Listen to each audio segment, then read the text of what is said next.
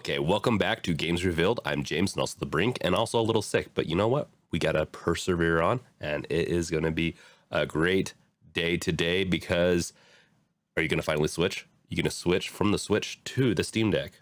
Well, wait until the end of the video to get one reason why I don't think you might want to switch yet, but I'm going to give you 10 reasons why in this video that you should switch from any console that you're on right now over to the Steam Deck or a similar device today.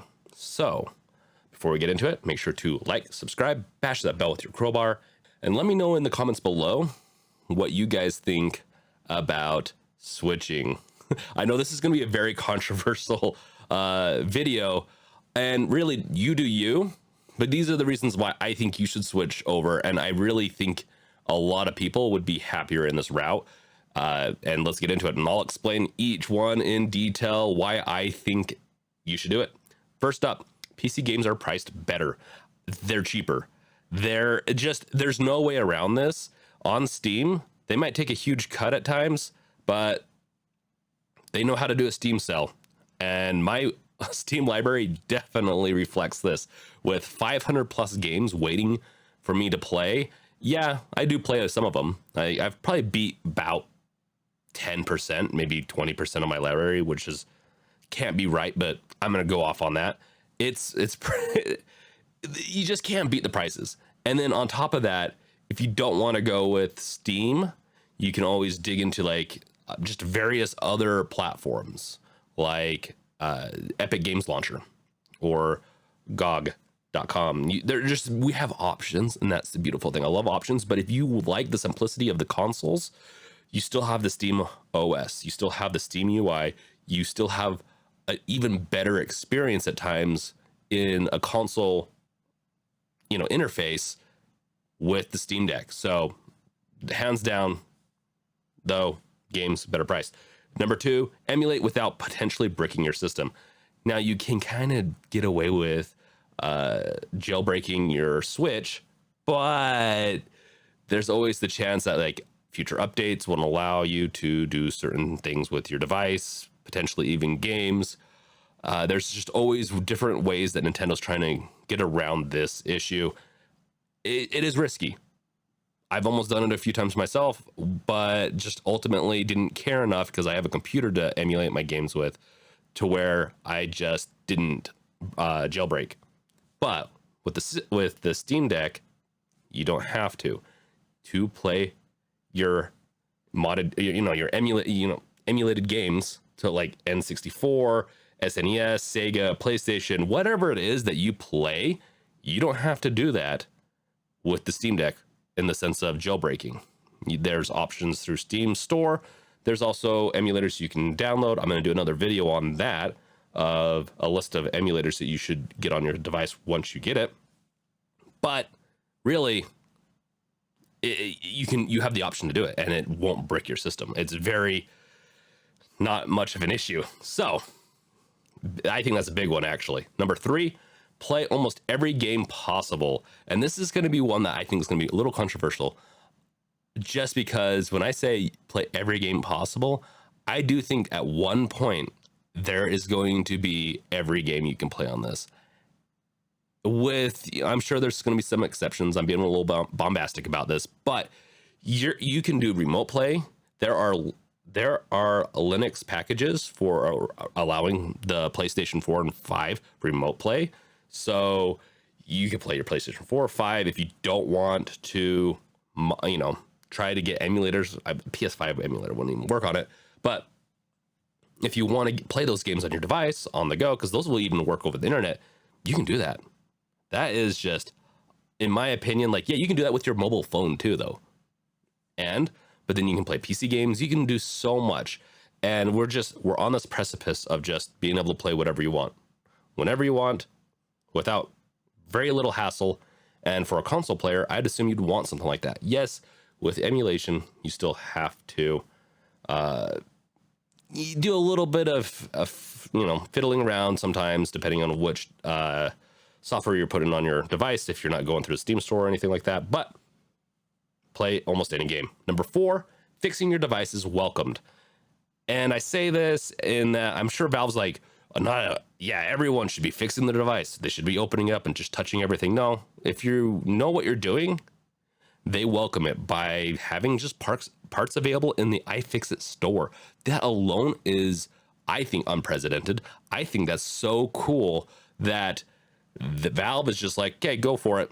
You know, if you know what you're doing, fix it. You have a joystick issue, fix it. That is really important, and I think that's a big part of what makes the Steam Deck and these devices coming forward so cool, that if you have an issue, you can fix it, you can resolve it. Now, for people coming from a console, they might not care about that as much, but maybe some of you do, and you don't want to spend the extra money on a whole new device or a controller. This definitely increases the lifespan of the device, and I think that's always a good thing. Number 5, you can mod your games. This is a big one, and they've tried doing this kind of with Skyrim on the consoles. It just hasn't worked out very well, partially because, you know, performance is always balanced so well on consoles. Well, on Steam Deck, you have a balance mode, but then you can also go and adjust things to wherever you want. So if you put mods on it, you can adjust it down to where, you know, if you put too many mods on, you can make sure that the graphics maybe look like a potato, but you can play it and still have your NSFW mods on there, you know, the nudie mods, I guess. If you're into that, you have the option. But there's so many stories. Like Fallout New Vegas has so many good mods for it to make it look beautiful, to make it, bring it into like a newer age, to where it doesn't look so so brown, washed out, yellowish. I'm trying to think of the image of what it looked like, but yeah, mods can help with that. Number 6, it's a PC, so you can mod the hardware. Yes, you can't really replace the APU, at least not that I know of yet. I could be corrected on that in the near future.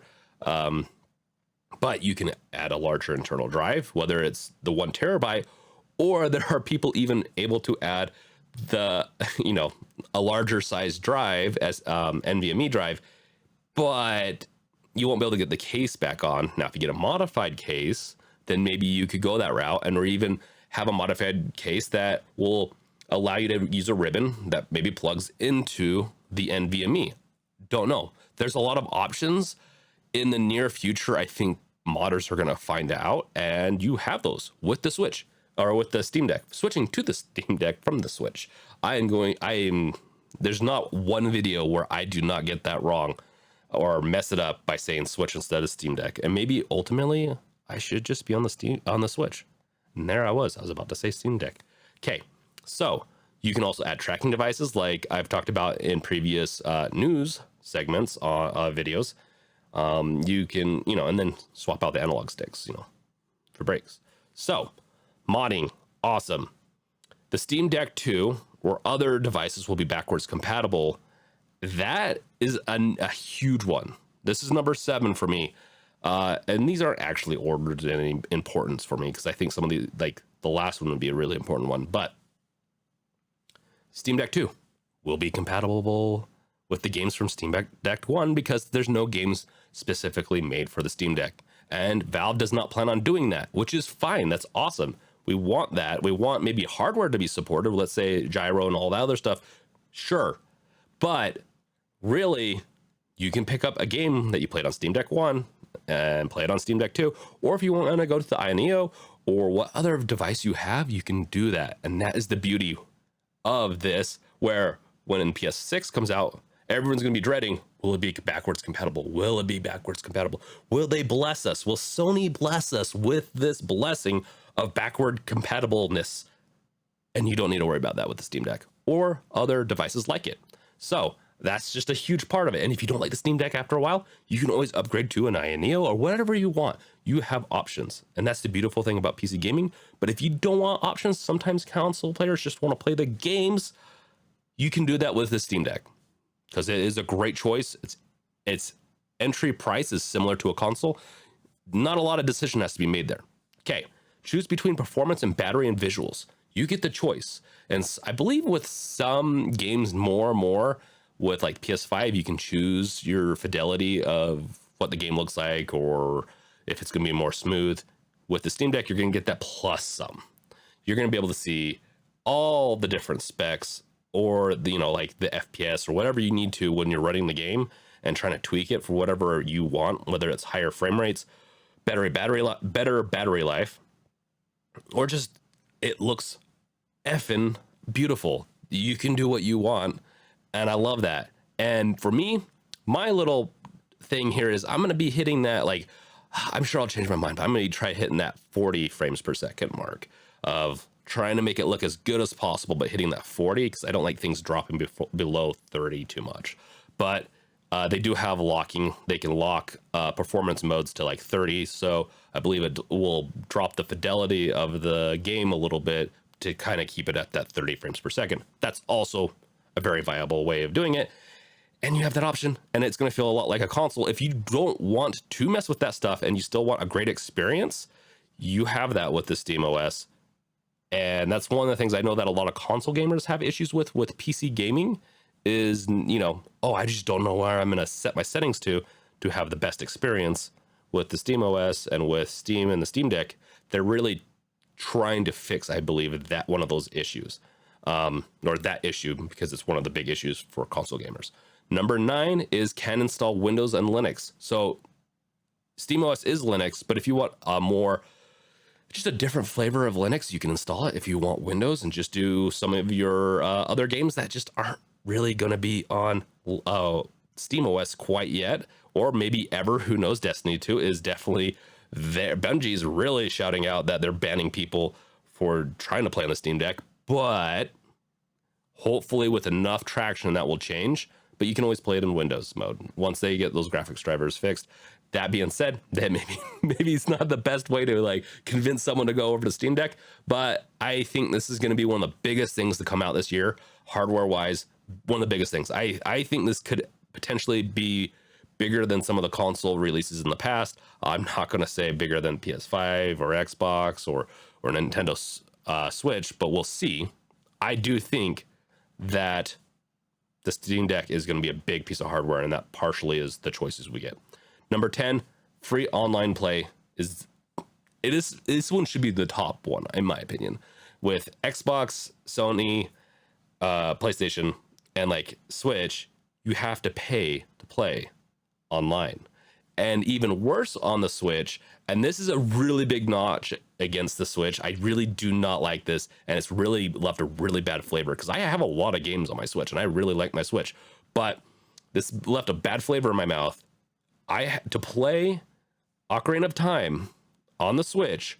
I had to buy their online service and then buy and that's a yearly subscription or monthly. It's a subscription, and I had to buy a subscription to play the N64 game. I didn't even get the game owned on my system. I had to pay for a subscription to play the game. So in a year, it's going to renew if I keep it to play that game. That is just monstrably bad practice in my mind. It's very money grubby. I don't think it's smart though. I think it's going to drive people away from that and into emulators.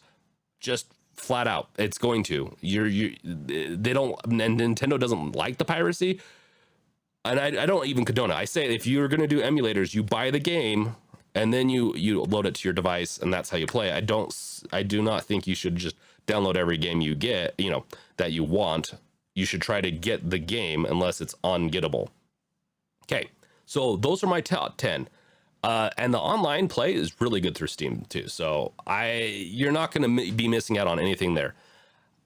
So that alone should be a big converter for a lot of people to just be able to play online for free. Okay, but I did mention at the beginning of this, but there is one major big negative to switching right now. And is that you're not going to be able to get a Steam Deck. I'm sorry, you just can't get one and if you're not queued up, potentially until next year sometime, depending on how fast they can ramp up production, you're not going to be getting a Steam Deck unless you get it off eBay or, just have a friend that you can steal it from and just never, visit them again, never say hi to them again, just leave them in the dust. Which, that's pretty close. You might want to do that for a Steam Deck. I mean, what would you do for a Steam Deck? Let me know in the comments below what you would do for a Steam Deck. But really, in all honesty, there's other options. The Aya Neo, their, the GDP or whatever it is. I always get that one wrong. Uh, the GPD, yeah, I guess that is actually what it's called. Then you have the One X player. You have options, and so you can go with one of those. They're expensive, but if you want to switch now, awesome. If you want to switch down the road, then you can get a Steam Deck down the road. So that's the reasons I think you should switch to the Steam Deck from a console, and even potentially like particularly I was kind of thinking Switch in this, but there's other reasons to switch from Xbox and PlayStation over to something like this. And hopefully in the future, we'll get even better versions of this to where they can even be more console like at your TV. Because I know a lot of people don't game on the go, they want to game at their TV. And this device, I will definitely say, maybe is another negative piece, is it's not so far like gonna beat your PlayStation or Xbox at playing at the TV at the resolutions that you're gonna want. But I do think you should switch over when you can get one. So really, this is just a fun video I wanted to make. I hope you guys liked it. If you did, let me know in the comments below if you did. And with that, make sure to watch some of my other videos about the Steam Deck or whatever else is I do. So thank you guys, and I'll catch you guys next time. Later.